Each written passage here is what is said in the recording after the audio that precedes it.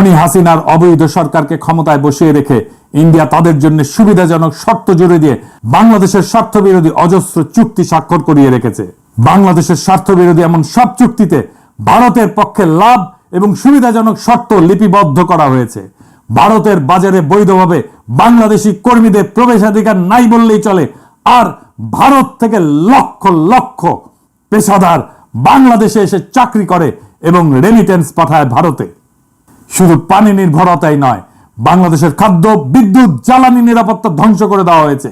এর সবকিছুই ইন্ডিয়ার স্বার্থের অধীনে অনুকূলে তাদের পদতলে অর্পণ করেছে ফ্যাসিস্ট শেখ মুজিবের কন্যা খুনি হাসিনা এবং তার দল আওয়ামী লীগ। এই সবকিছু মিলিয়ে ইন্ডিয়ার অন্যায় এবং অন্যায্য আচরণের অজস্র ঘটনা এবং অভিযোগ বিভিন্ন জাতীয় এবং আন্তর্জাতিক সংস্থা এবং বিশেষজ্ঞদের পর্যবেক্ষণে উঠে এসেছে, যে কারণে বাংলাদেশের উন্নয়ন, গণতন্ত্র, মানবাধিকার পরিস্থিতি নিয়ে সর্বমহলে উদ্বেগ সৃষ্টি হয়েছিল। এই পটভূমিতেই সংগঠিত হয় জুলাই বিপ্লব।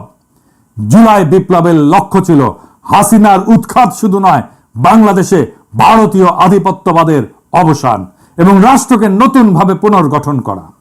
রক্তাক্ত জুলাই গণ অভ্যুত্থানের পর বাংলাদেশের মানুষ শুধু শেখ হাসিনার ফ্যাসিবাদী শাসনের কবল থেকে মুক্তিই পায়নি, একই সঙ্গে স্বাধীনতার স্বাদ গ্রহণ করেছে।